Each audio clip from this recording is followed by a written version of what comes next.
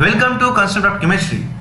तो आज हम लोग देखने वाले हैं किसी गैस के प्रॉपर्टी को कैसे मेजर करते हैं। तो हाँ, हम लोग पढ़ने वाले क्या है, measurable property of the gases. तो ध्यान रखना कि मेरे पास जो किसी गैस का जो फिजिकल बिहेवियर होता है, उस फिजिकल बिहेवियर को हम लोग क्या कर सकते हैं, एक्सप्लेन कर सकते हैं on the basis of the 4 measurable variable is called standard variable. तो एक चीज ध्यान रखना, किसी गैस के फिजिकल बिहेवियर को फाइंड करने के लिए जनरली आपको 4 मेजरेबल वेरिएबल होना चाहिए। वो 4 मेजरेबल वेरिएबल है क्या, उसके बारे में देखेंगे। और जितने ज्यादा 4 वेरिएबल आप जो देख रहे हैं उसको हम क्या बोलते हैं, स्टैंडर्ड वेरिएबल बोलते हैं। जैसे फॉर एग्जांपल मास, उसके बाद वॉल्यूम एंड उसके बाद टेम्परेचर, साथ ही साथ क्या है, प्रेशर। ये 4 पैरामीटर्स आपको देखने को मिलेंगे, जिसकी वजह से क्या होता है, चेंज होने से किसी गैस का फिजिकल बिहेवियर क्या होता है, चेंज हो सकता है।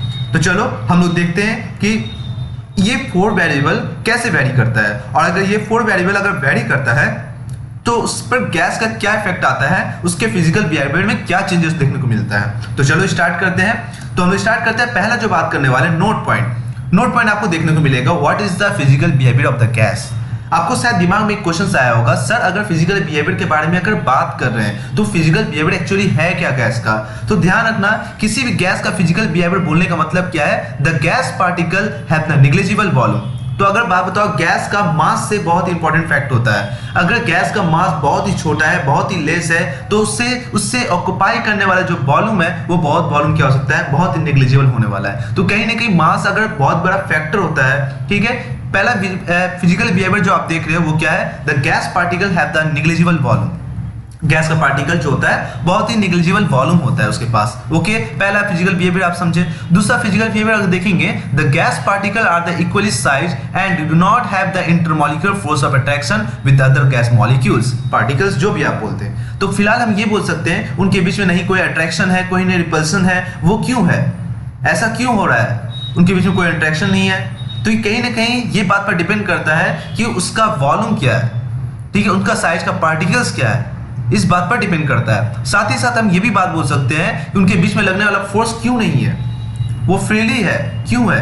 तो ये सारा बात होता है गैस के मॉलिक्यूल्स जो है इंटरेक्शंस नहीं होते, ठीक है। फिर मैंने बात किया कि the gas particles move randomly in the क्या element with the Newton's law of motion. आपको पता है गैस के पार्टिकल जो होते हैं रैंडमली क्या होता है, फ्री मूव करते रहते हैं इन स्ट्रेट लाइन में, इन रैंडम मोशन में। तो कहीं ना कहीं ये भी एक प्रॉपर्टीज है। साथ ही साथ किसी गैस का जो पार्टिकल आप देख रहे हैं परफेक्ट क्या होता है, इलास्टिक कोलिजन करता है, एक दूसरे से कोलाइड करते हैं। तो ये सारे फिजिकल बिहेवियर होते हैं। अगर आप प्रेशर, आप वॉल्यूम, अगर मास, कहीं ना कहीं हम बात करते हैं उसका बहुत को बोल सकते हो। जैसे मैं बात करूं टेम्परेचर, तो गैस का टेम्परेचर, गैस का प्रेशर, गैस का वॉल्यूम, गैस का मास को चेंज करने से ये सारे आपको फिजिकल प्रॉपर्टी जो या फिजिकल बिहेवियर देखने को मिलेंगे जो कि चेंज हो जाएंगे।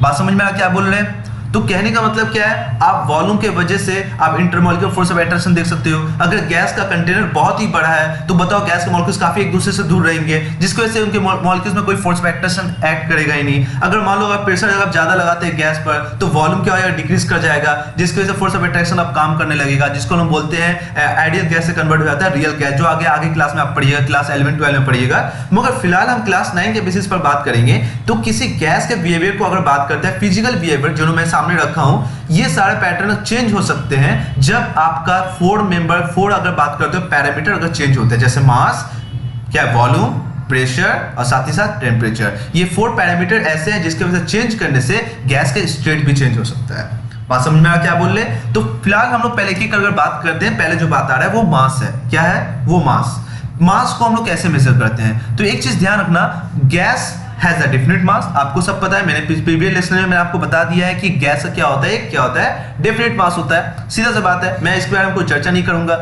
It can be explain the gram and पर मोल्स। एक ध्यान रखना, हम लोग गैस के मास को हम लोग अब यूज करेंगे किसके बेसिस पर, मोल्स के टर्म में बात करेंगे। तो ये ध्यान रखना, हम लोग गैस को किस टर्म में एक्सप्रेस करेंगे, या तो ग्राम में करेंगे, मास को या तो ग्राम में करेंगे, या तो हम लोग मोल्स के टर्म में यूज करने वाले हैं। आप जितने भी न्यूमेरिकल्स देखोगे, हम लोग क्या करते हैं, किसी भी गैस के मास को हम लोग ग्राम तो एक्सप्रेस करेंगे, साथ ही साथ मोल के टर्म में भी हम लोग एक्सप्रेस करेंगे। व्हाट इज मोल, अब आपके दिमाग में आ रहा है मोल्स क्या है। The number of the moles of the gas अगर निकालना चाहते हो तो mass of the gas in gram और molecular mass of the gas का अगर आप डिवाइडेड कर देते हो, जिसको हम लोग क्या बोलते हैं, नंबर ऑफ मोल्स बोलते हैं, जिसको हम लोग वेट बाय में मॉलिक्यूलर वेट भी बोलते हैं, ठीक है ना। इसी को हम लोग क्या बोल सकते हैं, वेट बाय में मॉलिक्यूलर वेट। अब आगे पढ़ेंगे, इसी को मैं बोल रहा हूं। मास ऑफ द ग्राम क्या बोलोगे, वेट ऑफ गैस, ठीक है। और बाई में हम लोग क्या लिखते हैं, मॉलिक्यूलर वेट। तो weight by molecular weight is what, moles. क्या moles, number of moles, number of moles पढ़ोगे।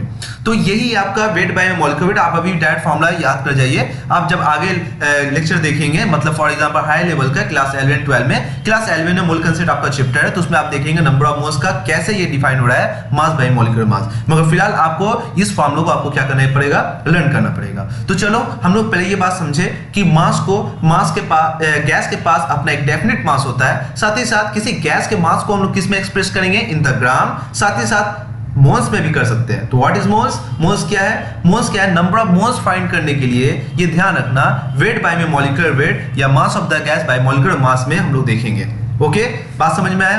तो फिलहाल हम लोग आगे बढ़ते हैं। आपको ये बात अच्छे से समझ में आ गया। तो सबसे पहले आप पहले इसको नोट करिए, measurable property of the gas को अच्छे से नोट करिए।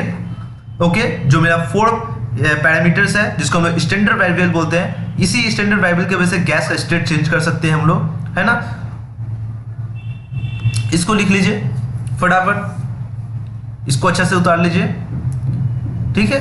बात समझ में आया आपका। चलो अब हम लोग मास के बारे में तो समझ गए, किसी गैस को मास हम लोग ग्राम में चेंज करेंगे या मोल के टर्म में हम लोग एक्सप्रेस कर सकते हैं। साथ ही साथ अगर बात करते हैं वॉल्यूम, किसी गैस का वॉल्यूम क्या होता है आपको पता है, डेफिनेट होता है कि इनडेफिनेट होता है। तो आपको सीधा सा बात है, ये इनडेफिनेट होता है, ठीक है। इसका अपना वॉल्यूम नहीं होता गैस का, जिस कंटेनर में आप रखोगे वो उसी में क्या कर लेता है, वो ऑक्यूपाई कर लेता है। इसलिए हम लोग ये बोल सकते हैं, it is the measurable space occupied by the gas, the space occupied by the gas is equal to the volume of the container. आप जिस कंटेनर में रखते हैं उसका वॉल्यूम, और गैस को उसमें रखिएगा तो गैस का वॉल्यूम और कंटेनर वॉल्यूम क्या होता है, सेम हो जाता है। क्यों, क्योंकि वो पूरा स्पेस को ऑक्यूपाई कर लेता है। मैंने आपको प्रीवियस वीडियो में मैंने इसके बारे में अच्छे से आपको डिस्क्राइब किया था। अच्छा, अब अगर बात करते हैं इसको हम किस में एक्सप्रेस करेंगे, सीधी बात है, अगर आपका वॉल्यूम है तो अगर ये आपका वॉल्यूम है तो वॉल्यूम जो होगा, आपको ध्यान रखने वाली बात है, ये जो आपका वॉल्यूम है वो वॉल्यूम आपका किस में होगा, सबसे पहले ml में हो सकता है। ml में मतलब मिलीलीटर हो गया, आपका लीटर में हो सकता है, लीटर में होने के बाद डेसीमीटर क्यूब में हो सकता है, वॉल्यूम है। और ये क्या सीसी मतलब क्या है, सेंटीमीटर, क्या है सीसी मतलब बताओ, सेंटीमीटर क्यूब, है ना। सेंटीमीटर क्यूब में आप कर सकते हैं, क्यूबिक सेंटीमीटर आप जो बोलते हो, सेंटीमीटर क्यूब, क्यूबिक सेंटीमीटर में भी कर सकते हो। तो कहने का मतलब क्या है, आपका जो वॉल्यूम है वो वॉल्यूम इतने यूनिट में आप डिस्क्राइब कर सकते हो या उसको एक्सप्रेस कर सकते हो, जिसमें ml में या लीटर में या डेसीमीटर क्यूब में या क्यूबिक सेंटीमीटर में या सेंटीमीटर क्यूब बोल दो। बात समझ में आ क्या बोल रहे हैं। तो फिलहाल हम लोग ये बात बोल सकते हैं कि आपको कन्वर्जन आपको याद रखना पड़ेगा। कुछ कुछ कन्वर्जन जो है वो न्यूमेरिकल्स में हेल्प करने के लिए आपको इसको क्या करना पड़ेगा, लर्न करना पड़ेगा ये कन्वर्जन को, या बहुत सारे कन्वर्जन आप जानते भी है। फर्स्ट अगर बात करूं 1 लीटर, 1 लीटर में अगर बात करते हो तो हम लोग क्या बोलते हैं, 1000 ml बोलते हैं, आपको पता है। तो 1 लीटर में आपका क्या है, 1000 ml है। ओके, तो 1 लीटर में आपको 1000 ml है। और ध्यान रखना 1000 सेंटीमीटर क्यूब भी होता है। तो इससे आप ये बात बोल सकते हो, क्या बताइए, कि 1 लीटर में जब 1000 ml होता है और 1 लीटर में जब वो 1000 सीसी होता है, सेंटीमीटर क्यूब होता है, क्यूबिक सेंटीमीटर बोल दो, तो कहने मतलब क्या बोल सकते हैं बताओ, 1 सेंटीमीटर क्यूब में कितना ml, 1 ml, 1 सेंटीमीटर क्यूब में कितना ml, 1 ml। तो आप ये बात बोल सकते हो, ठीक है। आप क्या बोल सकते हो, सर इस बात से हमको ये नोट पॉइंट हुआ, ये नोट पॉइंट कर सकते हैं सर, कि जब 1 लीटर में 1000 ml होता है और 1 लीटर में 1000 सीसी होता है, तो हम ये बोल सकते हैं क्या 1 सीसी में कितना होगा, 1 सीसी, या हम लोग ऐसे बोलते हैं 1 centimetre cube is equal to कितना हो जाएगा, 1 ml के बराबर हो जाएगा। समझ में आया क्या बोल रहे हैं, क्लियर है। चलो आगे बात करते हैं। तो ये बात आपको नोट पॉइंट में लिखा हुआ, 1 ml 1 millilitre cube equal to 1 centimetre cube या 1 सीसी या क्यूबिक सेंटीमीटर बोल सकते हो, जो कि मैंने आपको नोट पॉइंट में यहाँ लिखवाया। ओके, अब बताओ, अब ये बात आपको समझ में आ गया। तो एक पॉइंट नोट करना कि 1 लीटर में डेसीमीटर क्यूब कितना होता है। तो 1 लीटर में मेरा 1 डेसीमीटर क्यूब होता है, कितना होता है, 1 डेसीमीटर क्यूब। तो आपको पता चल रहा है कि ये बात हम लोग बोल सकते हैं, ये बात हम लोग बोल सकते हैं कि 1 लीटर में आपका कितना होता है, 1 डेसीमीटर क्यूब हो रहा है। तो इसीलिए तो बताओ, अब डेसीमीटर क्यूब से ml में जाइए, डेसीमीटर क्यूब से ml में जाइए, तो हम क्या बोल सकते हैं, 1 decimetre cube is equal to कितना होगा, 1000 ml होगा ना, क्योंकि 1 लीटर में 1000 ml होता है और 1 लीटर में 1 डेसीमीटर क्यूब होता है। तो 1 डेसीमीटर में कितना होगा, 1000 ml होगा। साथ ही साथ अगर हम बात करें, 1 डेसीमीटर में कितना सीसी, तो आप यही बोलिएगा 1 decimetre cube is equal to 1000 cc होता है। होगा ना, बात क्लियर है क्या बोल रहे हैं? तो इस पे मैंने ml में भी कन्वर्ट कर दिया, इसको मैंने 6 सेंटीमीटर क्यूब में कन्वर्ट कर दिया। ओके, बस में इसको क्या बोलेंगे, सेंटीमीटर क्यूब भी बोल सकते हैं। क्लियर है बाबू? तो ये सारा कन्वर्जन आपको अगर ये जानते हैं, और साथ ही साथ ये जानते हैं, तो आप एक दूसरे से रिलेट कर सकते हो। तो वॉल्यूम हमेशा ध्यान रखना, ml सेंटीमीटर क्यूब या डेसीमीटर क्यूब या लीटर में हम लोग क्या करेंगे, उसको एक्सप्रेस करेंगे। बात समझ में आ क्या बोल रहे हैं? ओके, तो इसको आप अच्छे से उतार लें। चलो नेक्स्ट पॉइंट की तरफ आगे बढ़ते हैं। नेक्स्ट पॉइंट में हम लोग देखना है क्या, टेम्परेचर। अगर आप टेम्परेचर को अच्छा से डिफाइन कर रहे हो तो बताओ टेम्परेचर जो हमारा टेम्परेचर जो है, इस टेम्परेचर में अगर बात करते हो तो गैस का जो टेम्परेचर है वो टेम्परेचर जो होता है हमारा, या तो मेरा डिग्री सेल्सियस में होता है, या तो मेरा क्या है, मेरे पास केल्विन में होता है, और एक होता है फ़ारेनहाइट भी होता है। आप पढ़ोगे फ़ारेनहाइट। तो फिलहाल हम ये बोल सकते हैं कि it is defined as the degree of the hotness and coldness. आपको पता है टेम्परेचर क्या बोलते हैं, ये हम लोग क्या डिफाइन करता है, ये कितना गर्म है या कितना ठंडा है, उसका टेम्परेचर आपको डिफाइन करता है। किसी सब्सटेंस का अगर टेम्परेचर कम है तो आप क्या बोलेंगे, आप फीलिंग करके ये बताएंगे कि ये क्या है, ठंडा है। अगर मान लीजिए किसी टेम्परेचर का ज्यादा है तो क्या बोलेंगे, ये हॉटनेस है। तो अगर हम बोल दे it is defined as the degree of the hotness and the coldness, the several scale are used to measure the temperature. जो स्केल से हम लोग उसका टेम्परेचर मेजर करते हैं, ओके, टेम्परेचर स्केल से मेजर करते हैं, ठीक है। The common 3 scale are degree Celsius, Kelvin and the degree Fahrenheit. तो आपको ये पता है 3 स्केल के बेसिस पर हम लोग क्या करते हैं, टेम्परेचर को मेजर करते हैं। फर्स्ट अगर बात करते हैं relations between the degree Celsius and kelvin scale, आपको शायद एग्जाम में पूछ सकता है कि what is the relations between the degree of the Celsius and kelvin scale. तो आपको कैसे फाइंड करना पड़ेगा, आपको ये बात पता है कि मेरे पास 0 डिग्री सेल्सियस पर मेरे कितना 273 केल्विन होता है। 0 डिग्री सेल्सियस पर कितना होता है, 273 केल्विन होता है। या अगर आपको सेल्सियस दिया हुआ है तो आपको केल्विन में कन्वर्ट करना है, तो आप क्या करेंगे, आप करेंगे क्या, डिग्री सेल्सियस आपको गिवन में दिया हुआ है, आप 273 ऐड कर दीजिएगा तो किसमें कन्वर्ट है, केल्विन में। जैसे आपको पता है ना, देखो 0 डिग्री सेल्सियस में कितना 273 केल्विन है। तो इसी तरह से मैं आपसे क्वेश्चन पूछूं, इसी तरह से मैं अगर क्वेश्चन पूछूं, ठीक है, आ जाइए, 1 डिग्री सेल्सियस में कितना केल्विन होता है, आपसे ये पूछता है, ठीक है। तो बताइए 1 डिग्री सेल्सियस में कितना केल्विन, आपसे केल्विन पूछा है, कितना केल्विन होगा, कन्वर्जन है, ठीक है। 1 डिग्री सेल्सियस में कितना केल्विन होता है, तो आप क्या करेंगे, केल्विन निकालिएगा ना। तो केल्विन में अगर निकालने के लिए आपको पहले डिग्री सेल्सियस लिखना पड़ेगा 1, और प्लस क्या ऐड कर दीजिएगा, 273 उसमें ऐड कर दीजिएगा। तो ये देखिए 273 मैंने ऐड किया और वो है 1 केल्विन, 1 डिग्री मेरा लिखा हुआ है। तो फिलहाल कितना होगा, ऐड करिए, कितना होगा, 274 केल्विन हो जाएगा। तो फिलहाल हम ये बोल सकते हैं कि केल्विन में कभी आपको दिया रहेगा तो उसको डिग्री सेल्सियस में कन्वर्ट करिए, कैसे करिएगा, ठीक है। तो कहने का मतलब ये जनरल है, अगर आपको केल्विन में दिया हुआ है तो आपको पता है Kelvin is equal to 273 plus degree Celsius. अगर आपको 1 डिग्री सेल्सियस दिया है तो प्लस 273 होगा, तो वो किस में कन्वर्ट हो जाएगा, केल्विन में कन्वर्ट हो जाएगा। ओके, बात समझ में आ क्या बोल रहे हैं? तो यहाँ आप लोग क्या कर सकते हैं, डिग्री सेल्सियस केल्विन में आप कन्वर्जन कर सकते हैं। ओके, और अगर यहाँ से एक फॉर्मूला आ गया, ये आप फॉर्मूला कर सकते हैं, ये आपका डायरेक्ट फॉर्मूला है, ये आप डायरेक्ट फॉर्मूला कर सकते हैं। ओके, और अगर मैं डिग्री सेल्सियस है, ओके, डिग्री सेल्सियस है, तो डिग्री सेल्सियस के लिए आप क्या करेंगे, डिग्री सेल्सियस के लिए आप क्या करेंगे, मैं साइड में थोड़ा लिखता हूं कि ओवरलैप हो जाएगा। मैं यहां से निकालना चाहूंगा कि अगर मेरा डिग्री सेल्सियस ऐसे में लिख रहा हूं, इज इक्वल टू क्या हो जाएगा, K माइनस 273, मैं ऐसे लिख देता हूं। ओके, तो अगर आपको डिग्री सेल्सियस दिया रहेगा तो केल्विन डायरेक्ट निकाल सकते हैं, अगर आपको केल्विन दिया रहेगा तो डिग्री सेल्सियस निकाल सकते हैं, है ना। मैं कन्वर्जन करवाऊंगा, मैं आप लोगों को कन्वर्जन करवाऊंगा, ठीक है। मगर फिलहाल आपको ये देखना है कि what is the relation between the degree and Kelvin. तो आपको ध्यान रखना है, मेरा Kelvin is equal to 273 plus degree Celsius. आपका डिग्री दिया रहेगा उसमें 273 ऐड कर दीजिएगा तो वो केल्विन में कन्वर्ट हो जाएगा, और अगर केल्विन दिया रहेगा तो उसमें माइनस कर दीजिएगा 273 से, तो सेल्सियस निकल जाएगा। ओके, चलिए अब मैं बोलता हूं कि रिलेशन बिटवीन द आप बोल सकते हैं relation between degree Celsius and Fahrenheit. तो what is the relation between the degree Celsius and Fahrenheit, बताइए। तो ये फॉर्मूला आपको याद रखना पड़ेगा, ठीक है। डिग्री सेल्सियस एंड फ़ारेनहाइट से क्या रिलेशन है, तो ध्यान रखना, C यहाँ पर क्या है, यहाँ पर C आपका डिग्री सेल्सियस है, divide by 5 is equal to ये फ़ारेनहाइट, डिग्री फ़ारेनहाइट है, माइनस 32/9। सेल्सियस एंड फ़ारेनहाइट का दिया रहेगा, सेल्सियस एंड फ़ारेनहाइट का दिया रहेगा, तो आप ये डायरेक्ट निकाल सकते हैं, ठीक है। बात समझ में आ क्या बोल रहे हैं। तो अगर आप फ़ारेनहाइट पुट करेंगे, -32 करेंगे, गिवन में अगर फ़ारेनहाइट दिया रहेगा तो और 9 से डिवाइड कर दिया और मल्टीप्लाई बाय 5 कर दिएगा तो वह सेल्सियस में निकल जाएगा। अगर सेल्सियस दिया रहेगा, बाकी सब आपको करना है तो फ़ारेनहाइट यहाँ से निकाल सकते हैं ना।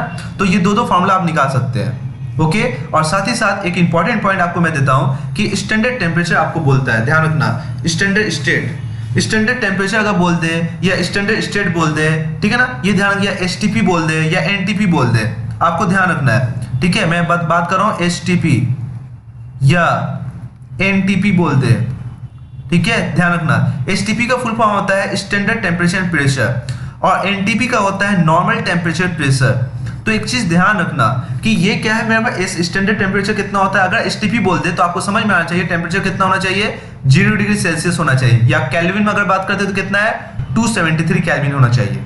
और अगर बात करता हूँ स्टैंडर्ड टेम्परेचर प्रेशर कितना होना चाहिए, टेम्परेचर तो आपको पता चल गया, अगर आपका प्रेशर अगर बोलता है तो प्रेशर कितना होना चाहिए बताइए, तो प्रेशर हमारा क्या होना चाहिए, 760 mm of Hg, mm of Hg मतलब प्रेशर, ठीक है, ये आपका प्रेशर है mm, समझ में आया क्या बोल रहा हूं, 760 mm ऑफ Hg, ठीक है।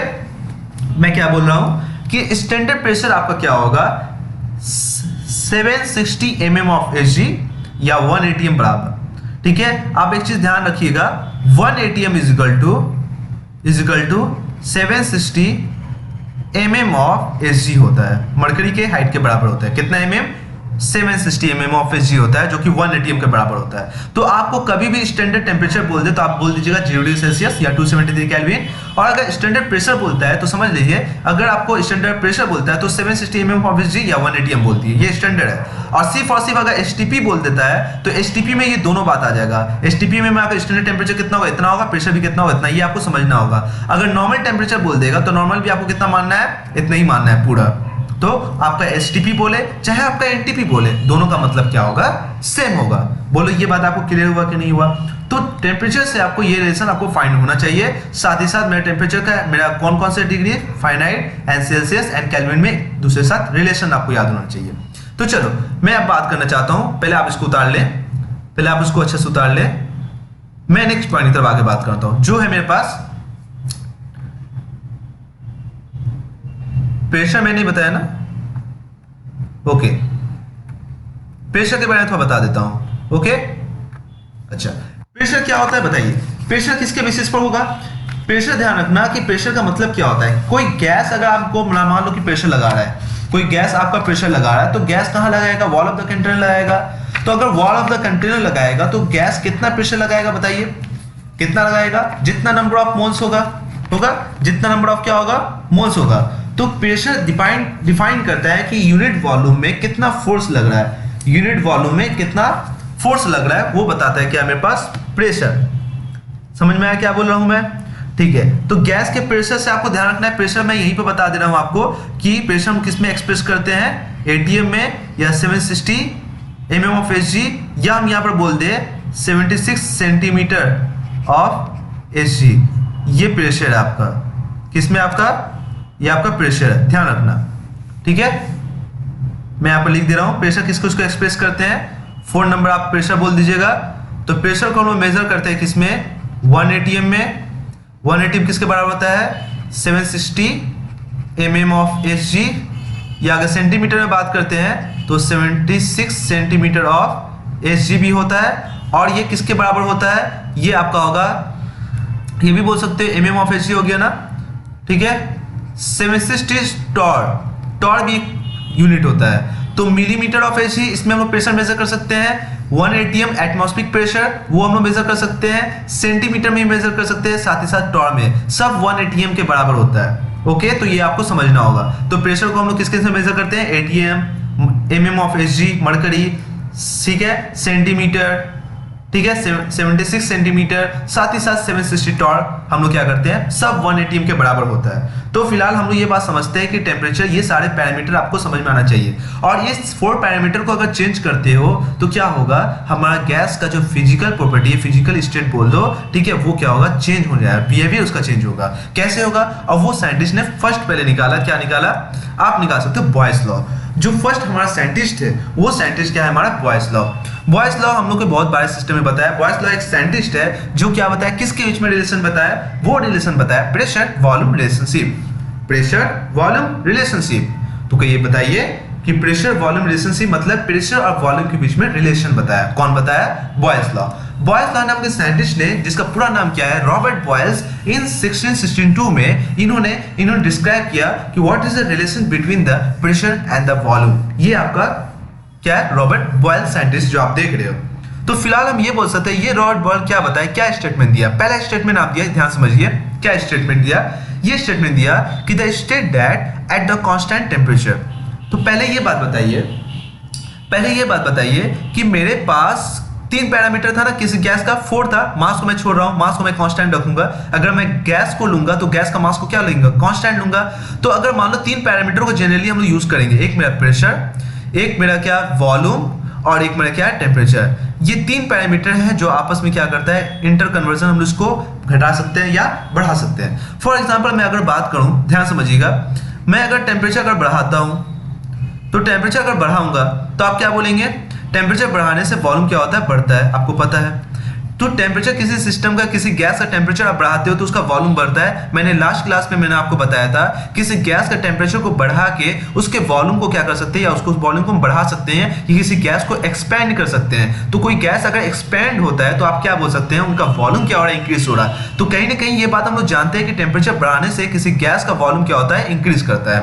ओके, बात समझ में आया। और अगर एक चीज हम ध्यान रखें कि अगर मेरा एक volume equal to mass by density, ये आप जानते हैं, volume equal to mass by density. Okay, तो आप ये जानते हैं ना, volume equal to mass by density. अगर मास बाय डेंसिटी बात करें, अगर तुम गैस लोगे तो गैस का मास को क्या करोगे, कांस्टेंट। गैस का मास क्या होगा, कांस्टेंट होगा। अगर गैस का मास अगर कांस्टेंट होता है तो बताओ, अगर आपका टेम्परेचर बढ़ाने से वॉल्यूम बढ़ रहा है, तो वॉल्यूम अगर इंक्रीज कर रहा है तो बताओ डेंसिटी क्या करना चाहिए। अगर वॉल्यूम इंक्रीज कर रहा है, बताओ कैसा रिलेशन है, इनवर्स रिलेशन है ना।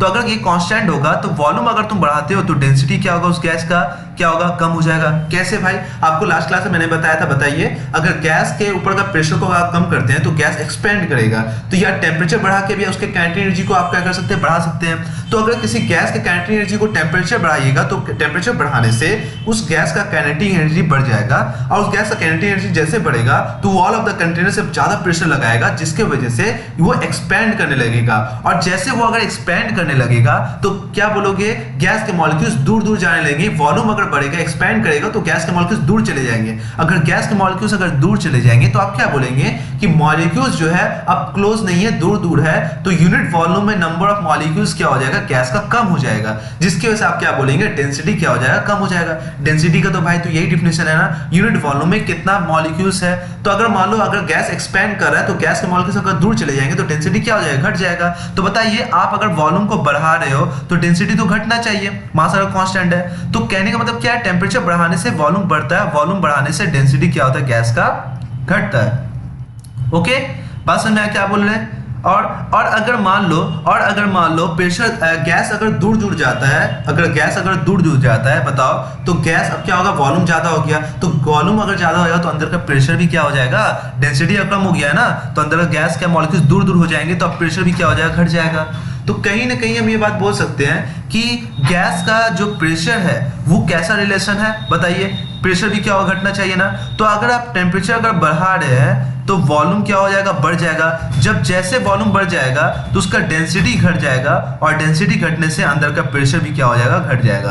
तो अब क्या लग रहा है कि वॉल्यूम बढ़ने से क्या हो रहा है, प्रेशर क्या हो रहा है, घट रहा है। कहीं ना कहीं इनवर्स रिलेशन हो रहा है। आप शायद बोलेंगे सर टेम्परेचर बढ़ाने से प्रेशर ज्यादा हो रहा था, हाँ उस पॉइंट पर ज्यादा हो रहा था, मगर जैसे वॉल्यूम इंक्रीज कर गया, मॉलिक्यूल्स दूर दूर चला गया, जिसकी वजह से प्रेशर क्या हो गया, ड्रॉप कर गया। तो अब ये अगर बात बताओ, अगर हम ये डिफिनेशन बोल सकते हैं, it state that, Boyle's law क्या बताया, रॉबर्ट बॉयल्स 1662 में क्या डिफिनेशन दिया, इन्होंने ये डिफिनेशन दिया कि आपका कोई भी कांस्टेंट टेम्परेचर कर दो। बताओ, अगर मान लो टेम्परेचर अगर बढ़ाते हो तो बताओ टेम्परेचर को कांस्टेंट करना पड़ेगा। क्यों कांस्टेंट करना पड़ेगा, टेम्परेचर कांस्टेंट इसलिए करना पड़ेगा कि हम प्रेशर एंड वॉल्यूम से रिलेशन निकाल सके। कैसे बताओ, अगर टेम्परेचर का कांस्टेंट नहीं करते हो तो बताओ, अगर मान लो प्रेशर अगर तुम घटा रहे हो गैस का तो वॉल्यूम बढ़ रहा है, अगर टेम्परेचर भी बढ़ा रहे हो तब भी वॉल्यूम बढ़ रहा है। तो ये फैक्टर आपस में क्या कर रहा है, तो टेम्परेचर बढ़ाने से तुम वॉल्यूम को बढ़ा सकते हो, और प्रेशर को घटाओगे तब भी तुम वॉल्यूम बढ़ा सकते हो। तो ये दो पैरामीटर आपको नजर आ रहा है, कौन, ये और ये दो पैरामीटर आपको नजर आ रहा है जो वॉल्यूम को अफेक्ट कर रहा है। है ना, वॉल्यूम को इफेक्ट कर रहा है। तो कौन से फैक्टर से आपका वॉल्यूम पर ज्यादा इफेक्ट आ रहा है? मतलब अगर मान लो कि टेम्परेचर भी एक टाइम पर टेम्परेचर भी बढ़ाने से वॉल्यूम बढ़ रहा है और प्रेशर भी घटाने से वॉल्यूम बढ़ रहा है, तो टेम्परेचर एंड प्रेशर जो आप देख रहे हैं ये दो फैक्टर है जो वॉल्यूम को चेंज कर रहा है या वॉल्यूम को बढ़ा रहा है। तो किसके वजह से वॉल्यूम बढ़ रहा है या घट रहा है ज्यादा से? हम तो उसने इफेक्ट नहीं करते, ये दोनों इफेक्ट काम कर रहा है ना, ये तो दोनों इफेक्ट काम कर रहा है। तो कहीं ना कहीं ये बात बोल सकते हैं कि मैं टेम्परेचर एंड प्रेशर ये दो फैक्टर वॉल्यूम को बढ़ाने में लगा है, तो किसके वजह से ये वॉल्यूम ज्यादा इफेक्टिव से बढ़ रहा है ये हमको नहीं पता। इसलिए रॉबर्ट बॉयस ने क्या किया, किसी एक पैरामीटर को कांस्टेंट रखा, जो कि उन्होंने किसके बीच में रिलेशन निकाला, प्रेशर एंड वॉल्यूम का रिलेशन निकाला। तो कहीं ना कहीं टेम्परेचर को आपको क्या करना पड़ेगा, कांस्टेंट करना पड़ेगा। तो सबसे पहले आपको ये ध्यान रखना है कि उन्होंने क्या किया, टेम्परेचर को क्या कर दिया, कांस्टेंट। जैसे टेम्परेचर को कांस्टेंट कर दिया, टेम्परेचर को कांस्टेंट कर दिया, अब जैसे टेम्परेचर को कांस्टेंट कर दिया, उन्होंने क्या डिफिनेशन दिया, the pressure of the fixed amount of the gas मास। कोई भी कंटेनर के अंदर में अगर मास लोगे तो कांस्टेंट होने वाला है ना, वो तो चेंज नहीं होगा ना। अगर वॉल्यूम बढ़ रहा है या डेंसिटी घट रहा है तो सीधा सा बात है, सीधा सा बात है, मास तो चेंज नहीं कर रहा ना, मास इज अ कंजर्व। तो आप क्या बोलोगे, it state that at the constant temperature, अगर टेम्परेचर को आप कांस्टेंट करते हो, the pressure of the fixed amount of the gas, अगर गैस का अमाउंट अगर फिक्स्ड है तो उस गैस का प्रेशर जो होगा वो करेगा very inversely proportional to its volume. हमेशा कैसा होगा, इनवर्स रिलेशन होगा। कैसा रिलेशन होगा, इनवर्स रिलेशन होगा। मैं आपको एक्सपेरिमेंट बताऊंगा, ठीक है, पहले आप इसको समझिए। पहले इसका मैथमेटिकल एक्सप्रेशन क्या हुआ, आप पहले इसका मैथमेटिकल एक्सप्रेशन को समझिए। ओके, तो इन्होंने मैथमेटिकल एक्सप्रेशन क्या दिया, बॉयस लॉ क्या बोला कि अगर गैस का अमाउंट अगर फिक्स हो, अगर आप टेम्परेचर को फिक्स करते हो, तो ये volume of the gas, fix volume of the gas या pressure of the gas inversely proportional to volume, या मैं ऐसे बोल दे volume of the gas inversely proportional to pressure. एक दूसरे से कैसा इनवर्स रिलेशन होगा, मतलब अगर आप प्रेशर बढ़ाते हो तो वॉल्यूम घटेगा और वॉल्यूम बढ़ाओगे तो क्या होगा, प्रेशर बढ़ेगा। तो इन्होंने एक डिफिनेशन दिया, क्या डिफिनेशन दिया, इन्होंने ये बोला कि प्रेशर जो होता है इनवर्सली प्रोपोर्शनल टू वॉल्यूम, नजर आ रहा है ना, 1/v। तो pressure inversely proportional to volume, अगर आप प्रेशर को बढ़ाते हो, अगर आप प्रेशर को बढ़ाते हो तो वॉल्यूम घट जाएगा, अगर वॉल्यूम को बढ़ाते हो तो क्या होगा, मेरे पास वॉल्यूम को अगर बढ़ाते हो तो प्रेशर घट जाएगा। तो कैसे, ये कैसा मतलब है कि ये कैसा हो सकता है? तो इंपॉर्टेंट ये बात बोलना जा रहा है कि प्रेशर जो हो रहा है, प्रेशर यहां से प्रोपोर्शनलिटी हटाओगे तो यहां पे क्या आएगा, के आएगा, के इज अ कांस्टेंट। तो फॉर्मूला क्या हो गया, P इज इक्वल टू के, ठीक, यहां K1 लिखा है, के भी बोल सकते हो 1/v। तो हम ये बोल सकते हैं कि मेरा बॉयस लॉ के बेसिस पर मेरा एक क्या हो गया, मेरा एक डिफिनेशन, एक मेरा मैथमेटिकल एक्सप्रेशन आया, क्या आया, P इज इक्वल टू के 1/v, जिसके वजह से हम ये बात लिख सकते हैं कि ये के क्या है, के इज अ कांस्टेंट। ये किस पर डिपेंड करेगा, ये कांस्टेंट जो है डिपेंड करेगा अमाउंट ऑफ द गैस, साथ ही साथ उस गैस का टेम्परेचर क्या है। अगर आप टेम्परेचर किसी भी गैस का टेम्परेचर कांस्टेंट करते हैं, हो सकता है एक गैस का टेम्परेचर आप 25 डिग्री सेल्सियस रखिएगा, दूसरा गैस का टेम्परेचर आप 50 डिग्री सेल्सियस रखिएगा, मगर उस पॉइंट पर टेम्परेचर तो फिक्स्ड होगा ना। तो अलग अलग गैस का टेम्परेचर अलग अलग होगा, तो इसलिए भी ये बोल सकता है कि के जो है गैस का अलग अलग होगा। और अगर ये किस पर डिपेंड करेगा, अमाउंट ऑफ द गैस पर डिपेंड करेगा, साथ ही साथ टेम्परेचर पर डिपेंड करेगा, और मेरे पास क्या करेगा, प्रेशर एंड वॉल्यूम के यूनिट पर करेगा। ओके, प्रेशर एंड वॉल्यूम के यूनिट पर करेगा। कैसे करेगा वो हम उसको सीखेंगे, ठीक है। पहले आप फटाफट आप इसको वीडियो देख सकते हैं, मैं आपको वीडियो दिखाता हूं। ये देखिए, इस वीडियो को आपको अच्छे से देखिए। इस वीडियो में आपको क्या नजर आ रहा है, एक सिरिंज लिया गया है, ठीक है। इस सिरिंज में अगर देखेंगे तो आप क्या देख रहे हैं कि यहाँ पे एक बैलून है, बैलून को सिरिंज के अंदर में क्या कर दिया गया है, फिल कर दिया गया है। ओके, अब क्या किया, सिरिंज के अंदर में ये देख रहे हैं, ये ओपन है, ये खुला हुआ है, ये आप जो सिस्टम देख रहे हैं, और कंप्रेस कर रहे हैं। जैसे कंप्रेस किए, जब फाइनल आप देख रहे हैं, जैसे आप प्रेशर भी करिएगा, यहां से क्या होगा, निकलते जाएगा ना, गैस निकलते जाएगा ना यहाँ से, जो अंदर में एयर फिल हुआ है ना। ओके, मैं आपको समझाता हूं, पहले समझना, पहले आप समझ लीजिए, उसके बाद एक्सपेरिमेंट को आप देखेंगे। पहले आप समझ लीजिए,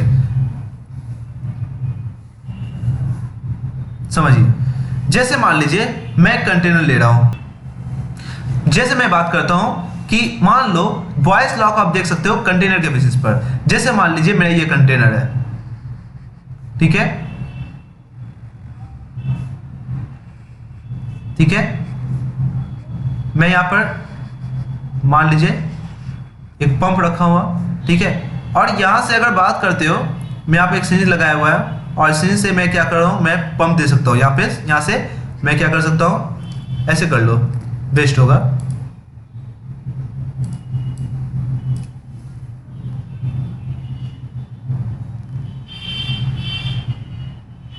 आ जाओ।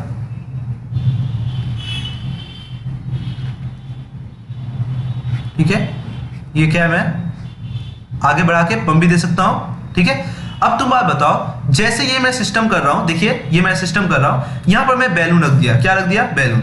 मैं अलग कलर से दिखा रहा हूं बैलून को। ठीक है, यहां पर मान लीजिए मैं, ये एक्सपेंडेबल भी हो सकता है। ठीक है, ये एक्सपेंड भी कर सकता है। अब यहां पर देखिए मैंने क्या किया, दो सिस्टम रखा, अलग अलग कंडीशन के बेसिस पर आप अलग अलग देखोगे। जैसे इनिशियल केस में अगर देखते हो, इनिशियल केस में देखते हो तो पहले ये क्या है, ये बैलून एक्सपेंडेबल है। ऐसा नहीं है कि आप मैक्सिमम वॉल्यूम ऑक्यूपाई कर रखे हो। जब बैलून को आप देखो तो बैलून के अंदर में आपको देखोगे ये क्या है मेरे पास, ये क्या है, गैस के मॉलिक्यूल्स है। बैलून के अंदर में भी गैस है, आपको पता है ना। तो ये क्या कर रहा है, गैस के मॉलिक्यूल जो है ये क्या कर रहा है, बाहर की तरफ में प्रेशर लगा रहा है wall of the container balloon के, आपको पता है ना, प्रेशर लगा रहा है। तो ये बैलून के अंदर का प्रेशर होगा। ओके, और जब तुम यहाँ पर एयर है, अंदर में देखो एयर है ना, एयर फिल हुआ है, इसमें क्या है, एयर। तो एयर में देखोगे एयर का भी तो प्रेशर होगा ना, तो एयर भी क्या कर रहा है, प्रेशर लगा रहा है, एक्सटर्नल प्रेशर। तो मैं बात कर रहा हूँ यहाँ पर दो प्रेशर, एक इंटरनल प्रेशर, एक एक्सटर्नल प्रेशर। बैलून के अंदर वाला प्रेशर जो बाहर की तरफ आ रहा है वो इंटरनल प्रेशर है। बैलून के अंदर जो गैस है यही तो है मेरा गैस, और ये क्या है मेरे पास, इंटरनल प्रेशर है। ओके, बात समझ में आ रहा है, ये क्या है मेरे पास, गैस, जो गैस क्या कर रहा है, प्रेशर लगा रहा है बाहर की तरफ। ओके, तो अब अगर बात बताओ कि अगर इनिशियल केस में मैं क्या कर रहा हूं, मैं यहां से पुश करता हूं, होते मैं पुश कर रहा हूं, जब पुश करूंगा पंप दूंगा तो यहां से क्या होगा, एयर निकलेगा। ठीक है, एयर फिल होगा। अब जैसे एयर फिल होगा तो अब बताओ ये प्रेशर जो एक्सटर्नल देख रहे हो, ये प्रेशर एक्सटर्नल बढ़ने लगेगा ना, आप प्रेशर बढ़ा रहे हो ना। तो बाहरी प्रेशर तुम क्या करो, अगर तुम पुश करोगे, पुश करके पंप दोगे, पंप देने से क्या होगा, प्रेशर बाहर का क्या हो जाएगा, ज्यादा हो जाएगा। अब ज्यादा होने से क्या होगा, ये ज्यादा प्रेशर लगाएगा, ये ज्यादा प्रेशर लगाएगा, है ना, प्रेशर एक्सटर्नल प्रेशर तो बढ़ जाएगा ना। जैसे एक्सटर्नल प्रेशर बढ़ जाएगा बाहर की तरफ तो बैलून क्या होगा, बैलून अंदर श्रिंक करने लगेगा, क्या करने लगेगा, श्रिंक करने लगेगा। तो हम ये बोल सकते हैं ये बैलून क्या होगा, अंदर श्रिंक करने लगेगा। श्रिंक करके बताओ कैसा हो जाएगा, ये छोटा हो जाएगा।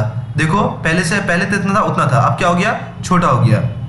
ओके, बैलून क्या हो जाएगा, छोटा हो जाएगा। तो अब क्या बोलोगे, सर अगर आप एक्सटर्नल प्रेशर आप ज्यादा बढ़ाते हो, अगर आप एक्सटर्नल प्रेशर ज्यादा बढ़ाते हो तो बैलून क्या करने वाला है, बैलून श्रिंक कर जाएगा। तो बताओ तुम क्या बोल दिए, बैलून के अंदर का वॉल्यूम क्या हो गया, गैस इसी के अंदर है ना, गैस का वॉल्यूम अब कितना हो गया, कम हो गया ना। तो प्रेशर बढ़ाने से वॉल्यूम क्या हो जाएगा, कम हो जाएगा। तो बॉयस लॉ से बताया था ना, बोला था pressure inversely proportional to volume, मगर उसका क्या करना पड़ेगा, टेम्परेचर क्या करना पड़ेगा, कांस्टेंट करना पड़ेगा। क्या करना पड़ेगा, टेम्परेचर को कांस्टेंट करना पड़ेगा। तो अब बताओ अब हम क्या बोलने जा रहे हैं। अब बताओ यहाँ पर क्या होगा, अब मान लो यहाँ से हम क्या कर दिए, यहाँ पे एक पंप दिए हुए हैं जहां से हम क्या कर सकते हैं, यहाँ से एयर को निकाल सकते हैं। अब जैसे से एयर को निकाल ले तो अंदर का जो एक्सटर्नल प्रेशर जो तुम देख रहे हो, एक्सटर्नल प्रेशर क्या हो जाएगा, कम होने लगेगा।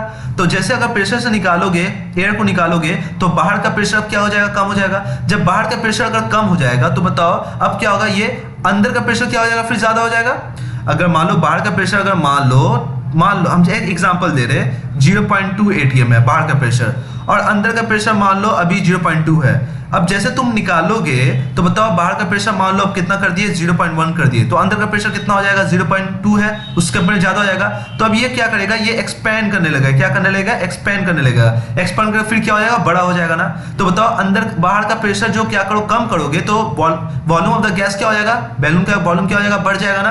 तो कहने का मतलब है कि बैलून का वॉल्यूम अगर बढ़ रहा है तो अंदर में क्या है, गैस फिल हुआ है ना बैलून के अंदर में, तो तुम बोलोगे गैस का वॉल्यूम बढ़ गया, तो हम बोल सकते हैं ना। अब बताओ यहाँ पर हम क्या कर सकते हैं, तो इसी केस पर हम अगर बात करते हैं, देखो अब मैं एक एग्जांपल देता हूँ फिर से।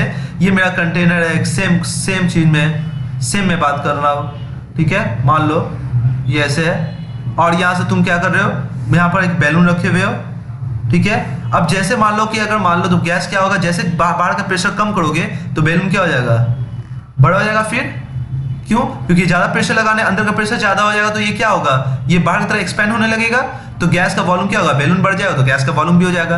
तो कहने का मतलब है आप प्रेशर अगर बढ़ाते हो किसी के ऊपर में, तो गैस के ऊपर में, तो वो कंप्रेस हो जाता है, तो उसका वॉल्यूम कम हो जाता है। और अगर मान लो फिर बाहर का प्रेशर अगर कम कर दोगे तो क्या हो जाएगा, प्रेशर, फिर गैस एक्सपेंड होने लगेगा, वॉल्यूम बढ़ जाएगा। तो प्रेशर एंड वॉल्यूम से शायद ये बात हम लोग पहले कर चुके हैं, मगर क्या है, ये बॉयस लॉ साइंटिस्ट बताया था टेम्परेचर को कांस्टेंट करके।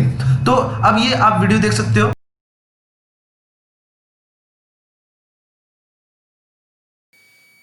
अभी यहाँ देखो, इस वीडियो में देखो, इस वीडियो में आपको क्या नजर आ रहा है कि यहाँ देख रहे हो, यहाँ एक ग्लास रखा हुआ है, ऊपर में टब रखा हुआ है, और यहाँ से क्या कर सकते हैं, प्रेशर तुम देके क्या कर सकते हो, बढ़ा सकते हो या घटा सकते हो। ओके, फिलहाल देखो ये बैलून है, बैलून के अंदर में प्रेशर लग रहा है। देखो बैलून के अंदर प्रेशर कहाँ लग रहा है, बाहर की तरफ लग रहा है ना, बाहर की तरफ लग रहा है प्रेशर, है ना, बाहर की तरफ जा रहा है, जिसकी वजह से अभी क्या लग रहा है कि बाहर में भी एक एयर है, आपको नजर आ रहा है, जिसकी वजह से एयर का जो प्रेशर देख रहे हो, ये एयर का जो प्रेशर देख रहे हो, ठीक है, ये दोनों एयर का प्रेशर, अंदर का बबल का जो प्रेशर दोनों क्या है, बराबर है। मतलब अगर तुम देख रहे हो यहाँ पर, देखो यहाँ पर क्या हो रहा है, एयर का प्रेशर लग रहा है यहाँ पर। ओके, असल में क्या बोल रहा हूँ मैं, तो फिलहाल हम ये बोल सकते हैं कि यहाँ पर एयर का प्रेशर जो है, जो बैलून के ऊपर में लग रहा है वो प्रेशर क्या है, और अंदर का जो प्रेशर, जो गैस फील हुआ है अंदर में, जो गैस फील है इस बैलून के अंदर में, वो बाहर की तरफ लगा रहा है ना। तो ये दोनों अभी प्रेशर बराबर है, क्योंकि इसके साइड में कोई चेंजेस नहीं आ रहा है। ओके, अब देखो क्या होने वाला है, देखना। अब बाहर का प्रेशर को हम क्या कर रहे हैं, कम कर रहे हैं। देखो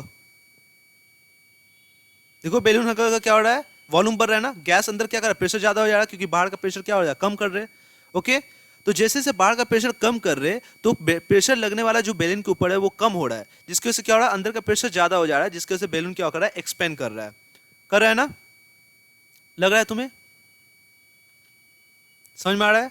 तो वॉल्यूम क्या हो रहा है, देखो अब क्या कर रहे, बाहर का प्रेशर बढ़ा रहे, ध्यान देखो, बाहर का प्रेशर अब बढ़ा रहे, तो फिर अंदर का प्रेशर क्या हो जाएगा, कम हो जाएगा, जिसकी वजह से वॉल्यूम क्या हो रहा है, देखो कंप्रेस हो रहा है ना, जिसकी वजह से क्या हो रहा है, प्रेशर क्या हो रहा है, हो जा रहा है। ठीक है, वॉल्यूम का, गैस का वॉल्यूम कम हो जा रहा है। देखो ये भी देखो,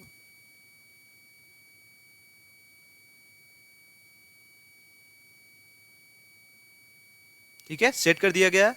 देखो बाहर का प्रेशर क्या कर रहे, कम कर रहे, तो इसका वॉल्यूम क्या हो रहा है, अंदर में जो गैस है बड़ा हो जा रहा है। फिर बाहर का जब प्रेशर हम बढ़ा दे रहे, तो वो कंप्रेस होकर गैस क्या हो रहा है, क्लोज आ जा रहा है, जिसकी वजह से वॉल्यूम क्या हो रहा है, घट जा रहा है। बात समझ में आ रहा है क्या बोल रहे हैं। तो इस बात पर थोड़ा फोकस करना कि pressure inversely proportional to volume.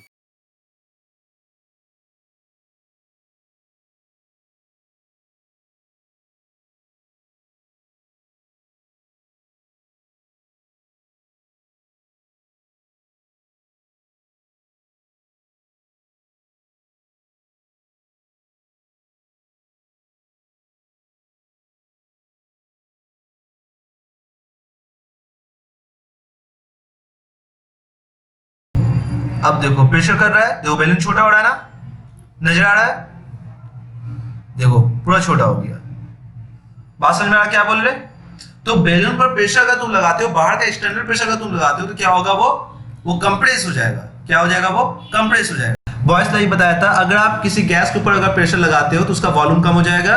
अगर मान लो अगर प्रेशर बाहर का कम कर देते हो तो वॉल्यूम क्या हो जाएगा, अगर बाहर का प्रेशर लगाते हो तो वॉल्यूम कम हो जाएगा। और बाहरी प्रेशर अगर मान लो कम कर दोगे, प्रेशर कम करने से वॉल्यूम्स का बढ़ जाएगा। इसी के बारे में क्या कहता है, बताया था, बॉयस ने बताया था। तो बताओ, तो मैंने क्या समझा।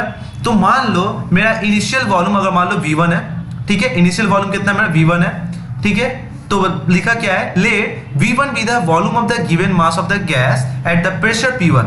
मान लो इनिशियल गैस का वॉल्यूम मान लो V1 है और इनिशियल प्रेशर कितना है, P1 है, and at the given temperature T, temperature क्या आपका सेम है, when the pressure is changes to P2, pressure क्या हो गया, चेंज कर दिया। अगर प्रेशर चेंज हो जाएगा तो क्या वॉल्यूम भी चेंज हो जाएगा सेम टेम्परेचर पर, तो आप क्या बोलेंगे, let the volume become V2। Then तो इससे हम बोल सकते हैं, बॉयज लॉ पहले क्या बताया था, आपको पता है कि मेरा P जो है इनवर्सली प्रोपोर्शनल टू क्या था, V था, जिसकी वजह से हम ये बात बोल सकते हैं, P बताओ यहां से कांस्टेंट आएगा ना, तो K बाई V हो जाएगा ना, कांस्टेंट आएगा तो क्या K बाई V हो जाएगा। तो बताओ K इज इक्वल टू क्या हो जाएगा, PV, PV प्रोडक्ट के बराबर आएगा। तो यहां से हम ये बात बोल सकते हैं ना कि मेरे पास बॉयस लॉ के अकॉर्डिंग मैं लिख सकता हूं PV इक्वल टू कांस्टेंट, मतलब कि आप प्रेशर एंड वॉल्यूम को देखो, अगर प्रेशर अगर बढ़ाते हो तो वॉल्यूम कम होगा, अगर वॉल्यूम बढ़ाओगे तो प्रेशर कम होगा, मगर एक दूसरे को वो एक दूसरे से कम बेस हो रहा है, इंक्रीज एंड डिक्रीजमेंट हो रहा है, बट इन दोनों का प्रोडक्ट हमेशा क्या होगा, कांस्टेंट सेम ही होगा। उन दोनों का प्रेशर एंड वॉल्यूम का जो प्रोडक्ट है वो प्रोडक्ट क्या होने वाला है, सेम होने वाला है। बात समझ में आ रहा क्या बोल रहे। तो इसी के अकॉर्डिंग मैं आगे बात करता हूं। मान लो इनिशियल मेरा वॉल्यूम V1 था, तो क्या था, प्रेशर P1 था, तो क्या मैं लिख सकता हूं, नहीं, P1 V1 is equal to K। Okay, दूसरा अगर मान लो मैं P2 चेंज कर दिया तो क्या वॉल्यूम भी चेंज हो जाएगा, तो हम क्या बोले, तो P2 V2 is equal to K हो जाएगा, K2 हो जाएगा, है ना। तो मतलब आप अगर प्रेशर चेंज कर, देखो P1 से P2 कर दिए, V1 से V2 कर दिए, मगर K हमेशा क्या होगा, सेम ही होगा, चाहे आप प्रेशर को बढ़ा दो या वॉल्यूम को बढ़ा दो। जैसे फॉर एग्जांपल, जैसे मान लो कि मेरे पास प्रेशर, इनिशियल प्रेशर मान लो V है, ओके, और मान लो इनिशियल मेरा प्रेशर मेरा मान लो P1 है, ऐसे मान लो, देख लो, मैं इसको इरेज कर लेता हूं। इनिशियल प्रेशर मान लो एक वैल्यू के रिस्पेक्ट में मैं दे रहा हूं आपको, एक वैल्यू दे रहा हूं आपको, ठीक है। मान लो मेरा 2 atm है, ऐसे मान लो, ओके, वॉल्यूम कितना है मान लो, वॉल्यूम कितना है मान लो 4 लीटर ले लो, ऐसे ले लो 4 लीटर। तो बताओ इन दोनों का प्रोडक्ट कितना होगा, P1 B1 is equal to 4 into 2 कितना हो जाएगा 8 हो जाएगा। P1 is equal to K, यही तो है K के बराबर। ओके, अगर मान लो मैं प्रेशर मैंने चेंज कर दिया, P2 इज इक्वल टू कर दिया मान लो 4 कर दिया, 4 रेडियन। तो बताओ जब प्रेशर मेरा 2 था तो वॉल्यूम 4 था। तो बताओ अगर प्रेशर मैं 4 कर दूं, देखो प्रेशर मैंने क्या कर दिया, डबल कर दिया, तो वॉल्यूम क्या हो जाएगा, घट जाएगा ना, वॉल्यूम हाफ से घट जाएगा ना। तो बताओ मेरा वॉल्यूम V2 कितना हो जाएगा, हाफ हो जाएगा ना, तो कितना हो जाएगा 2 लीटर हो जाएगा। मगर अब यहाँ पर बताओ P2 V2 कितना है, P2 V2 कितना है 4 इंटू 2 इज इक्वल टू क्या है 8, जो कि कांस्टेंट के बराबर है। देखो तो क्या देख रहे हो, इनिशियल वॉल्यूम मेरा 2 ATM था, वॉल्यूम मेरा कितना था 4 लीटर था। तो अगर मान लो मेरा प्रेशर अगर 4 ATM हो गया है तो बताओ वॉल्यूम कितना होगा 2 ATM होगा।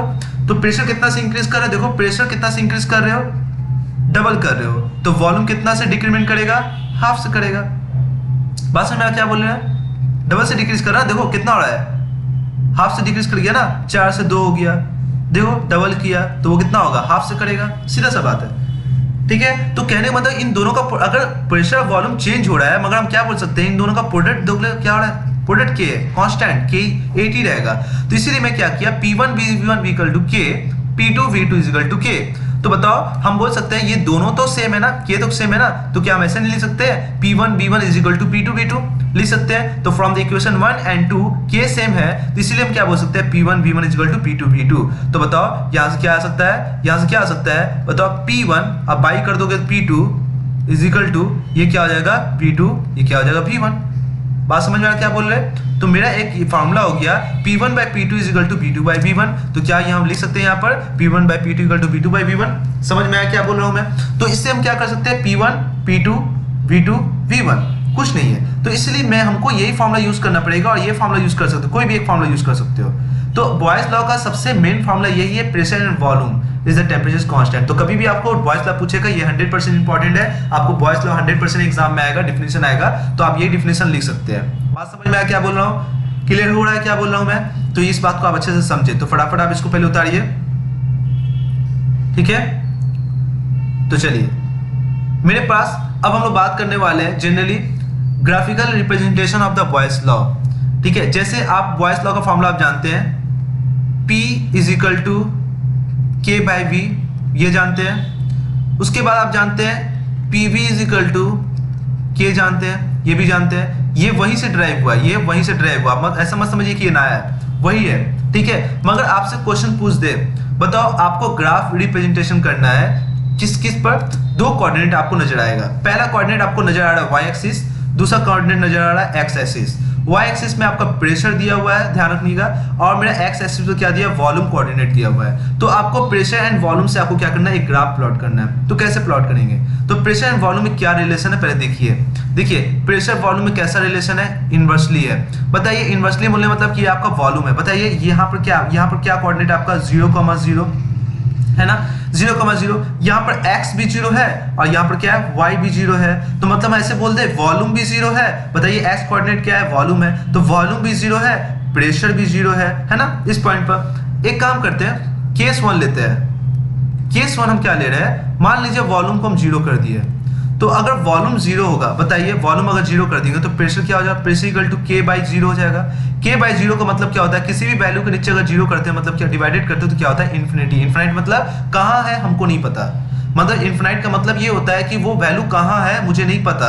तो बताओ अगर मान लो मेरा x एक्सिस मेरा वॉल्यूम है, अगर वॉल्यूम को अगर हम 0 पुट करेंगे, यहाँ पर रखेंगे वॉल्यूम को, अगर 0 पुट करेंगे, ध्यान समझिए, वॉल्यूम को अगर 0 रखेंगे मतलब वॉल्यूम मेरा कहाँ पर है, यहाँ पर मेरा पहुंचे हुए है। वॉल्यूम 0 का मतलब क्या, आप कहाँ पर है, यहाँ पर है। मगर वहीं पर अगर जब वॉल्यूम 0 कर रहे हैं गैस का वॉल्यूम 0 करे, तो कौन से प्रेशर पर गैस का वॉल्यूम 0 होगा ये मुझे अंदाजा नहीं है। कितना प्रेशर, हाई से हाई प्रेशर लगाना पड़ेगा, इनफिनाइट नंबर ऑफ प्रेशर लगाना पड़ेगा, ये मुझे अंदाजा नहीं है कि कितना प्रेशर उस पर लगा सकते हो जिसका गैस का वॉल्यूम 0 कर सकते हो, ठीक है। तो बताओ गैस का वॉल्यूम अगर 0 यहाँ पर कर रहे हो तो प्रेशर कितना लगाना पड़ रहा है, प्रेशर इनफिनाइट, कोई नंबर ही नहीं है। इनफिनाइट मतलब ऐसे बोलना, इनफिनाइट मतलब यहाँ ऐसे टच मत करना, ऐसे, ठीक है। इनफिनाइट मतलब कहाँ कट करेगा, ये दोनों कट कहाँ करेगा मुझे नहीं पता, ठीक है। बात समझ में क्या बोले ना, वो दोनों कहाँ कट करेगा मुझे नहीं पता। तो इनफिनाइट का मतलब ये आपको समझ में आना चाहिए। इनफाइनाइट का मतलब ये आपको समझना आना चाहिए कि इनफाइनाइट का बोलने का मतलब क्या है सर। इनफाइनाइट मतलब ये आपका यहाँ पर होगा। अब बताओ वॉल्यूम जैसे जैसे बढ़ा रहे हो, देखो आप वॉल्यूम जैसे जैसे बढ़ा रहे हो, वॉल्यूम बढ़ा रहे हो बढ़ा रहे हो बढ़ा रहे हो बढ़ा रहे हो बढ़ा रहे हो बढ़ा रहे हो बढ़ा रहे हो, जैसे जैसे वॉल्यूम बढ़ा रहे हो तो बताओ वॉल्यूम बढ़ाने से प्रेशर क्या होगा, कम होगा। वॉल्यूम जैसे जैसे बढ़ाओगे तो प्रेशर क्या होगा, कम होगा। तो जैसे जैसे वॉल्यूम को बढ़ा रहे हो प्रेशर क्या हो रहा है, देखो कम हो रहा है, कम हो रहा है, कम हो रहा है, और भी कम, कम कम और भी कम, सबसे कम होते होते होते होते होते बताओ वॉल्यूम अगर मान लो, अब केस 2 में बात कर रहा हूँ, केस 2 अगर वॉल्यूम को इन्फिनिटी रखोगे तो प्रेशर क्या हो जाएगा, के बाई में इन्फिनिटी। किसी वैल्यू के नीचे इन्फिनिटी रखने का मतलब क्या है, 0। तब वॉल्यूम अगर इन्फिनिटी रखोगे तो वॉल्यूम इन्फिनिटी कहाँ हो सकता है, यहाँ हो सकता है, आपको पता है ना, टच नहीं होगा, वॉल्यूम कोऑर्डिनेट है ना। तो वॉल्यूम इन्फिनिटी करोगे तभी प्रेशर क्या होगा, 0 होगा। वो कहाँ 0 होगा मुझे भी नहीं पता। तो कहने का मतलब क्या है, ये इन्फिनिटी है, ये भी इन्फिनिटी है। तो कहने मतलब ये ग्राफ आपका कैसा प्लॉट होगा, ग्राफ आपका प्लॉट होगा कुछ ऐसा। समझ में आया। तो ये जो ग्राफ हुआ P inversely proportional to volume and temperature क्या है आपका, कांस्टेंट। ये आपको समझ में आना चाहिए। ये बात आपको समझ में आया तो आपको आगे बढ़ते हैं, ठीक है, क्लियर है। अच्छा तो पहले ये बात ध्यान रखना, अगर इस ग्राफ पर आप जा रहे हो, इस ग्राफ पर जा रहे हो, यहाँ पर यहाँ पर यहाँ पर, जब भी आप इस ग्राफ पर दौड़ रहे हो, इस ग्राफ के ऊपर में हो, तो ध्यान रखना आपका टेम्परेचर कितना होगा, T1 ही होगा, जो कि कांस्टेंट है। ओके, बात समझ में आया। अगर मान लो कोई दूसरा ग्राफ ऐसे प्लॉट हो गया, मान लीजिए ये भी तो ग्राफ हो सकता है ना, देखिए ऐसे भी तो ग्राफ हो सकता है ना। तो मान लीजिए इसका क्या होगा, देखिए तो ये क्या होगा बताइए। तो मान लीजिए ये भी क्या होगा, P inversely proportional to V होगा, बट इसका टेम्परेचर कुछ होगा। इसका मान लीजिए T कितना, T2 है, और इसका टेम्परेचर अगर इस पर आप कर रहे हो तो इसका टेम्परेचर कितना, T1 है। तो बताइए T1 एंड T2 कौन ज्यादा होगा। आपको अब ये नहीं समझना है T1 ज्यादा होगा कि T2 ज्यादा होगा, ग्राफ आपको पता करना है T2 किसका होगा, ज्यादा होगा। जो जितना ग्राफ ऊपर होता है उसका टेम्परेचर उतना ज्यादा होता है। जैसे मान लीजिए एक और मैं ग्राफ प्लॉट कर दूं, मान लीजिए ऐसे ग्राफ प्लॉट कर दे रहा हूँ, जैसे ऐसे इस पर ग्राफ प्लॉट कर दूंगा, तो बताइए इस पर आप कभी भी इस पर रहिएगा, इस ग्राफ का आप ऊपर रहिएगा। अगर कभी भी आप इस ग्राफ के ऊपर रहेंगे तो इसका टेम्परेचर कितना, मान लीजिए T3 है, इसका कितना T2 है, इसका कितना T1 है। मतलब आप इस ग्राफ के ऊपर में जब भी लाई करिएगा तो उसका टेम्परेचर कितना और T, जो कि कांस्टेंट है। अगर आप इस ग्राफ के ऊपर लाई करिएगा तो इसका टेम्परेचर कितना और T2, जो कि कांस्टेंट है। इस ग्राफ के ऊपर अगर लाई करिएगा तो उसका टेम्परेचर कितना T1, जो कि क्या है, वो भी कांस्टेंट है। तो कहने का मतलब क्या है कि ये भी बॉयस लॉ हो सकता है, ये भी बॉयस लॉ हो सकता है, ये भी बॉयस लॉ हो सकता है। मगर अगर आपको रिलेशन पूछ दे इन तीनों में, ये तीनों में किसका टेम्परेचर ज्यादा, किसका टेम्परेचर कम है, तो आप देखना, ध्यान रखिएगा, जो जितना ज्यादा ऊपर होता है उसका टेम्परेचर ज्यादा होता है ना। जैसे हम ऐसे बोल दें T3 is less than T2 is less than T1, ठीक है, बात समझ में आया, क्लियर है बात। तो ये बात ध्यान रखना। मैं भी अभी आप क्लास 9 में हो, बच्चे हो, तो ये इसका रीजन मत पूछोगे कि ये कैसे होता है। ये आप क्लास 11 में जब आ जाओगे तो आपको ये बात अच्छे से समझाऊंगा कि एक्चुअली ये ग्राफ अगर ऊपर है तो टेम्परेचर क्यों ज्यादा होता है। मैं फिलहाल आपके एग्जाम में अगर आ जाता है तो ये फिलहाल आप यहाँ पर याद रखिए, इतना ही सफिशिएंट है। ओके, बात समझ में आ क्या बोल रहे। तो T3, T2 एंड T1, कभी भी आप बोल और भी ग्राफ होगा, मान ली T4 है तो T4 ज्यादा हो जाएगा। तो जो ग्राफ जितना ऊपर ज्यादा होता है उसका टेम्परेचर उतना ज्यादा होता है, मगर आप जिस ग्राफ के ऊपर में हो उसका टेम्परेचर हमेशा कांस्टेंट होता है। बोलिए ये बात आपको समझ में आया कि नहीं आया, आ गया, चलिए ठीक है, ठीक है। तो चलिए आप इसको फटाफट उतार लीजिए। हम लोग का नेक्स्ट ग्राफ जो होगा वो प्रेशर एट 1/V के बीच होगा। मतलब आपका ये कोऑर्डिनेट जो देख रहे हैं y कोऑर्डिनेट, अब प्रेशर तो है, वहां भी प्रेशर था, मगर यहाँ पर अब V नहीं है, 1/V है। तो अगर बात बताओ, अगर हम ये रिलेशन पूछे, हमको पता है बॉयस लॉ का फॉर्मूला होता है P = K/V, या इसको हम ऐसे लिख सकते हैं P = K × 1/V, बात तो बराबर ही है ना। तो अगर बात बताओ, अब मेरा रिलेशन किसके साथ है, प्रेशर एंड 1/V के साथ। तो हम ये बोल सकते हैं ना, बताओ तो, अगर प्रेशर को बढ़ाते हो तो वॉल्यूम घटता है, तो अगर वॉल्यूम घटेगा तो 1/V क्या होगा, 1/V क्या होगा, बढ़ेगा। बात समझ में आ रहा है। मैथमेटिकल एक्सप्रेशन आपको पता ही है, ये मैथ लॉ लगा रहे हैं हम। तो प्रेशर अगर बढ़ रहा है तो मेरा वॉल्यूम क्या होगा, घटेगा। बॉयस लॉ लगाओ, अगर वॉल्यूम घट रहा है, वॉल्यूम बढ़ रहा है, सॉरी, अगर प्रेशर बढ़ रहा है तो वॉल्यूम क्या हो रहा है, घट रहा है। अगर वॉल्यूम घट रहा है तो 1/V क्या होगा, बढ़ेगा। तो बताओ प्रेशर ही बढ़ रहा है तो ये भी बढ़ रहा है, कैसा रिलेशन है बताओ तो, ये भी बढ़ रहा है, ये भी बढ़ रहा है, ये बढ़ रहा है, ये घट रहा है, तो इसके साथ तो इनवर्स रिलेशन है, मगर इसके साथ कैसा है, डायरेक्ट रिलेशन है। तो आप ध्यान रखिए कि pressure is directly proportional to 1/V, 1/V के साथ डायरेक्टली रिलेशन है, मगर वॉल्यूम के साथ कैसा है, रिलेशन कैसा है, इनवर्सली है। मगर मुझे ग्राफ किसके बीच में पूछा है, 1/V के साथ पूछा है। तो आपको ध्यान रखना है डायरेक्ट रिलेशन होता है। कभी भी आपका डायरेक्ट रिलेशन होगा तो बताइए 1/v भी बढ़ेगा, प्रेशर भी बढ़ेगा। तो बताइए कि हम ग्राफ स्ट्रेट लाइन ही खींच सकते हैं? कैसा होगा? स्ट्रेट लाइन होगा। बताइए, देखिए हर पॉइंट में आप देख लीजिए, देख लीजिए क्या देखना है बताइए। आप 1/v अगर मान लो बढ़ा रहे हो तो प्रेशर भी बढ़ रहा है। देखिए प्रेशर यहाँ से यहाँ आ गया। बताइए 1/v बढ़ रहा है तो प्रेशर भी उतना ही से बढ़ रहा है। देखो, तो अगर मान लीजिए और भी प्रेशर बढ़ा दिए तो 1/v देखिए बढ़ रहा है ना। तो हमेशा कितना हो रहा है? उतना ही से बढ़ रहा है ना।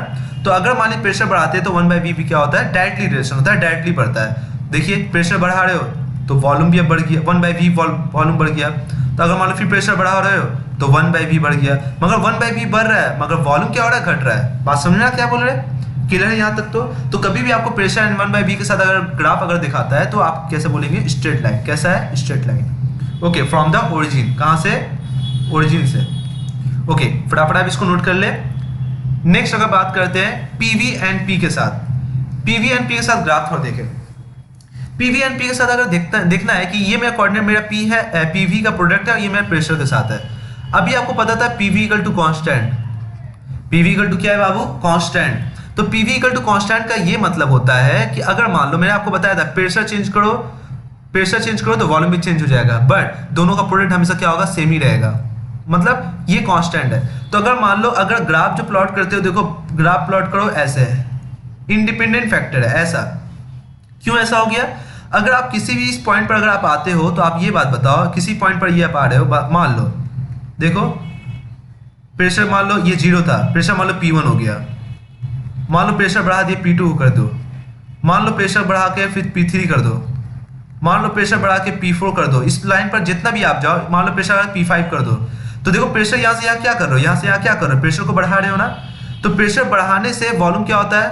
घटता है। मगर दोनों का प्रोडक्ट क्या होगा? कांस्टेंट। तो क्या आपको लग रहा है कि हम ये जब भी प्रेशर बढ़ा रहे तो क्या इस लाइन में कोई चेंजेस आ रहा है? नहीं। मतलब आप जब भी कभी भी बढ़ा रहे हो तो ये देख रहे हो ना, ये वाला ये देख रहे हो ना, यहाँ से यहाँ जो आप देख रहे हो, यहाँ से यहाँ क्या रिप्रेजेंट कर रहा है? यहाँ से यहाँ ये रिप्रेजेंट कर रहा है कि आपका पीवी हमेशा उतना ही है। देखिए ये आप देख रहे हो ना। मैं अगर आपको दिखाना चाहूँ तो बताओ, ये आप जो देख रहे हो पीवी इतना ही है ना। देखो तो कोई भी प्रेशर तुम देख लो पीवी कितना है? उतना ही है। कोई भी प्रेशर देख लो उसका पीवी कितना है? उतना ही है। कोई भी प्रेशर देख लो उसका पीवी कितना है? देखो पीवी कितना है? उतना ही है। पीवी को कौन दिखाता है? ये कोऑर्डिनेट पीवी है ना, नजर आ रहा है ना। तो कोई प्रेशर देखो P4 पर पीवी कितना है? तो कैसे देखो? कैसे जाओ और इसमें देखो कहाँ है पीवी मेरा? इतना है। कोई प्रेशर पर देख लो पीवी कितना है? इतना ही है। मतलब आपका पीवी किसके बराबर है? ये किसके बराबर है?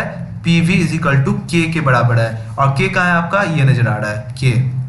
मतलब आप कोई भी प्रेशर बढ़ा लो या कोई भी घटा लो बढ़ा लो, वो हमेशा दोनों का प्रोडक्ट क्या आने वाला है? कांस्टेंट। तो ये होता है इंडिपेंडेंट, प्रेशर पर डिपेंड नहीं करता। मतलब दोनों का प्रोडक्ट के है, वो इंडिपेंडेंट फैक्टर है। मतलब आप प्रेशर जितना ही घटा लो बढ़ा लो या वॉल्यूम घटा लो बढ़ा लो, वो हमेशा कांस्टेंट आने वाला है। तो प्रेशर की जगह पर आप वॉल्यूम भी लिख सकते हो। अगर प्रेशर की जगह पर वॉल्यूम लिख दो तब भी ग्राफ क्या होगा? ऐसा ही होगा। तो आपको एक चीज का ध्यान होना चाहिए, ये इंडिपेंडेंट होता है। मतलब प्रेशर जो है इंडिपेंडेंट ऑन, या ऐसे बोल दो पीवी इंडिपेंडेंट ऑन प्रेशर या volume. PV independent on the pressure and the volume. बोलिए ये बात आपको क्लियर हुआ कि नहीं हुआ? तो कभी भी आपको ग्राफ अगर आता है तो डायरेक्ट आप रट भी जाइए। डायरेक्ट अगर बोलिएगा पीवी बाय प्रेशर या वॉल्यूम के रिस्पेक्ट बोलेगा तो ऐसे खींच दीजिए, ठीक है? पैरेलल टू द पीवी या पैरेलल टू द प्रेशर, ठीक है? अगर बात करें तो ग्राफ अगर मान लो मेरे पास क्या होगा? प्रेशर एंड 1/v वॉल्यूम के साथ स्ट्रेट लाइन। अगर प्रेशर एंड वॉल्यूम के साथ क्या होगा? इनवर्सली हाइपरबोला होगा। रेक्टेंगुलर हाइपरबोला बोलते हैं किसको? रेक्टेंगुलर हाइपरबोला किसको बोलते हैं? इसको बोलते हैं। किसको बोलते हैं? इसको बोलते हैं। ये रेक्टेंगुलर हाइपरबोला है, ठीक है? Rectangular hyperbola. ओके, कभी आपको पूछ सकता है ये कैसा है? हाइपरबोला। इस ग्राफ का नाम क्या है? हाइपरबोला। हाइपरबोला। समझ में आया क्या बोल रहे? क्लियर है? तो फटाफट आप इसको नोट करो।